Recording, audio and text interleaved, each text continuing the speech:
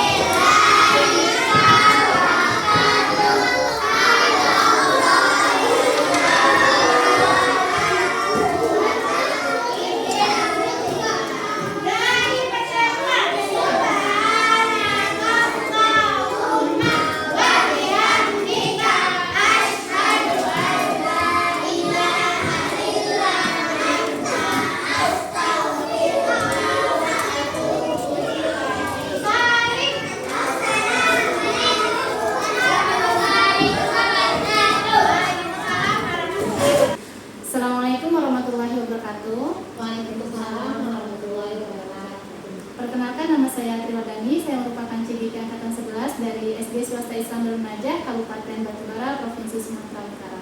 Pada kesempatan kali ini, saya dibersamai oleh Miss Nur selaku guru PAI di sekolah kami. Selain itu, saya juga dibersamai oleh pengajar praktik Bu Desi Yusnizar SPD. Miss Nur, gimana kabarnya hari ini? Alhamdulillah. Alhamdulillah. Ibu gimana kabarnya, Bu? Alhamdulillah. Nah, gimana? Alhamdulillah sehat juga, Bu. Miss Nur, hari ini kita akan melaksanakan kegiatan pasca observasi seperti yang sudah saya sampaikan kemarin ya.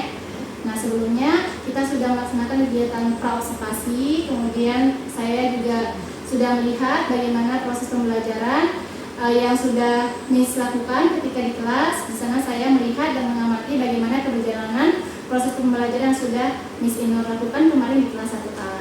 Nah, jadi gimana nih Miss perasaannya ketika setelah mengajar di kelas 1A kemarin? Perasaan saya setelah mengajar di kemarin ya, perasaan saya itu bangga dan sangat puas karena di situ saya menggunakan ice breaking untuk di awal. Maksudnya itu ice breakingnya agar anak-anak di awal itu fast dulu, sehingga ketika kita masuk pembelajaran, anak-anak itu enjoy. Nah, di situ juga saya juga menggunakan lagu nabi-nabi agar mereka hafal.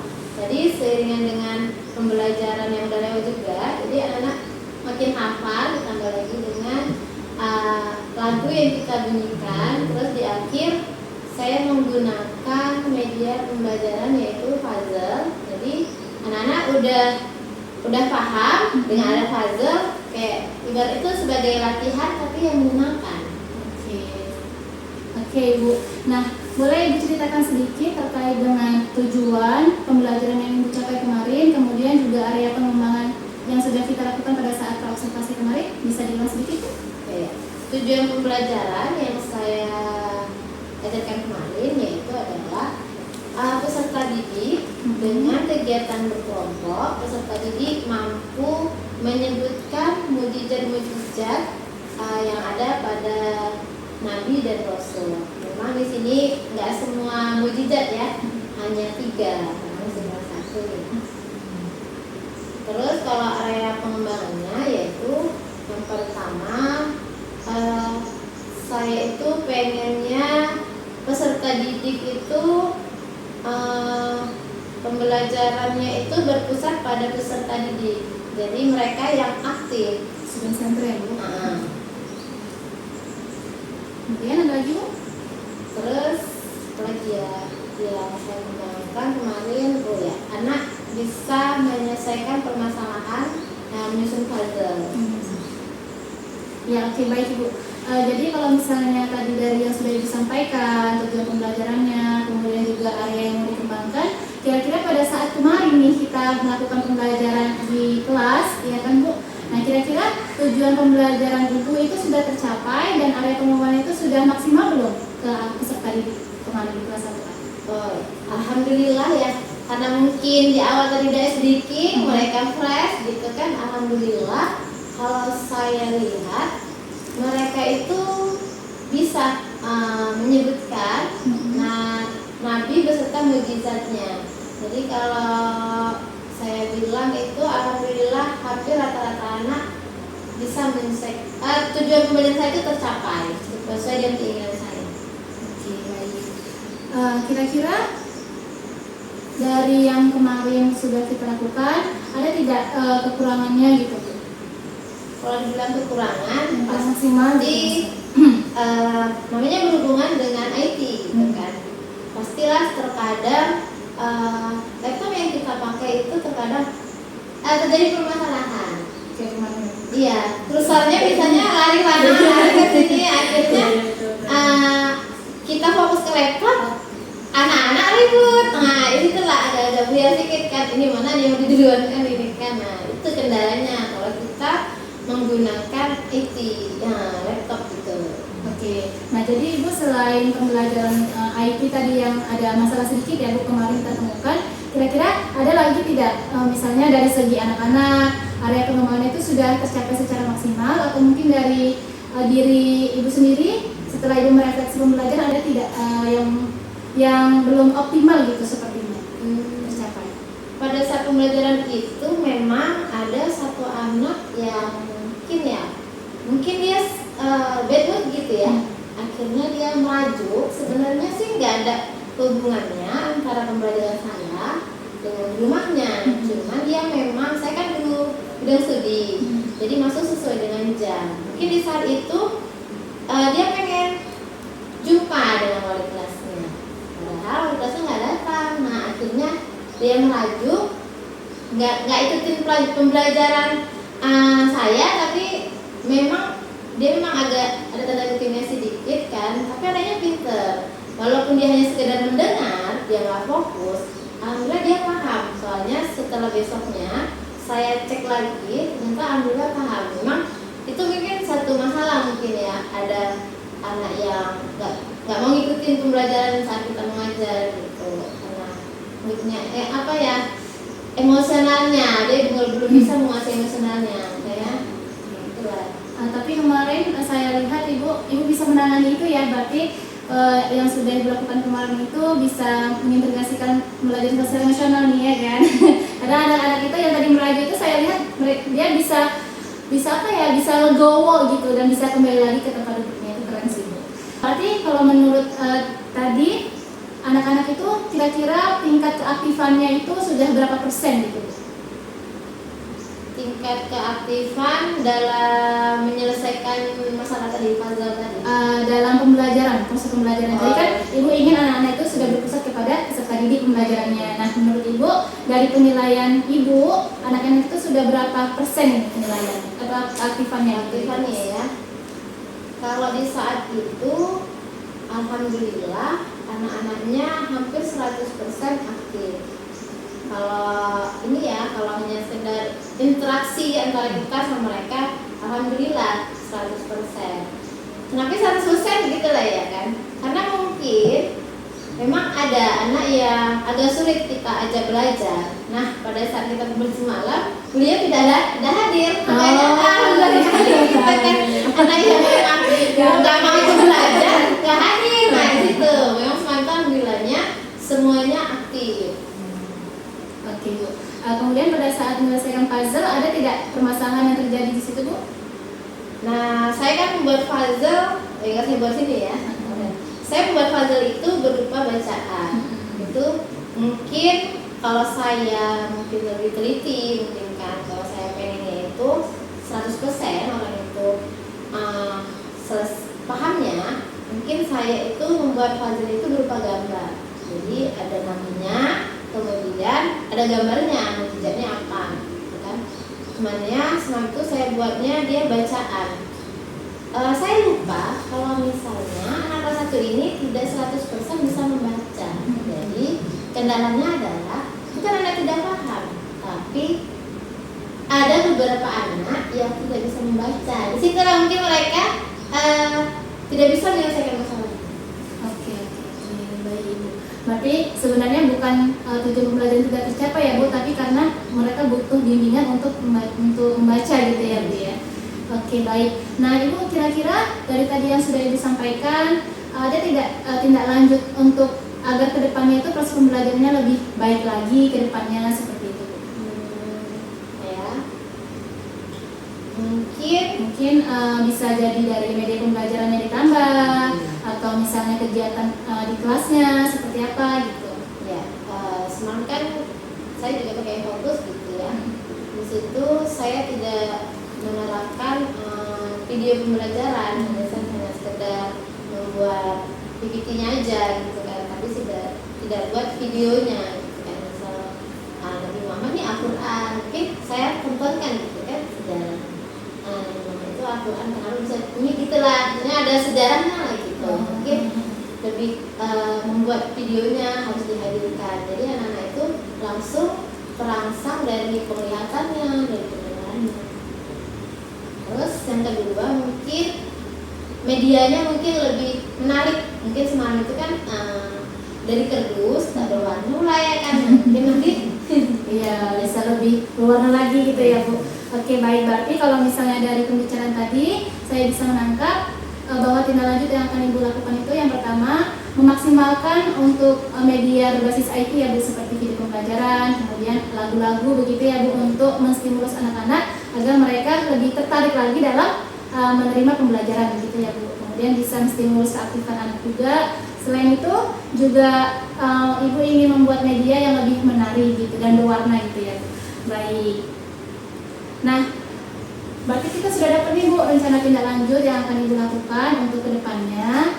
Nanti boleh Bu kita cerita lagi gimana setelah misalnya Ibu menerapkan pembelajaran itu di kelas 1 dalam materi yang lain tapi memaksimalkan media-media yang tadi sudah Ibu sampaikan gitu ya. Kalau tadi misalnya belum 100%, mungkin ada peningkatan lagi ke depannya ya.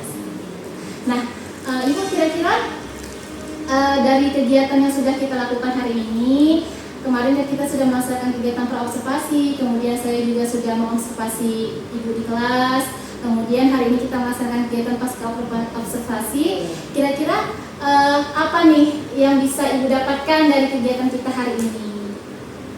Kegiatan yang saya dapatkan mungkin ya, kalau saya mengajar tanpa didampingin, ya saya rasa ya saya bagus gitu kan, karena gak ada umpan balik gitu ya. Mungkin kalau dilihatin sama Miss gitu ya, jadi Miss mungkin bisa memberikan masukan di saya. Tadi kan saya bisa tahu di mana kekurangan saya. Oh iya, baik. Berarti dari kegiatan praobservasi, kemudian observasi, dan hari ini kita melaksanakan pasca, Ibu bisa merasakan dampak gitu ya Bu ya dari kegiatan kita yang sudah dilakukan. Sebenarnya ini adalah proses coaching ya Bu, jadi gimana Ibu bisa mengeluarkan sendiri gitu, menemukan sendiri solusi-solusi dari kekurangan ataupun bagaimana caranya agar bisa memaksimalkan pembelajaran setelah kita melakukan pembelajaran itu. Oke, baik Ibu, sepertinya sudah selesai kegiatan pasca observasi kita hari ini. Terima kasih banyak untuk kesempatannya. Saya juga minta izin, mohon maaf Ibu mengganggu waktunya. Kemarin meminta izin untuk meminta waktu praobservasi, kemudian saya juga meminta izin untuk masuk di kelas gitu ya Bu. Nah, kemudian hari ini kita melaksanakan kegiatan pasca observasi gitu. Saya mohon maaf apabila ada kesalahan Ibu. Ya. Oke, Ibu bisa melanjutkan aktivitas kembali. Terima kasih banyak ya Bu.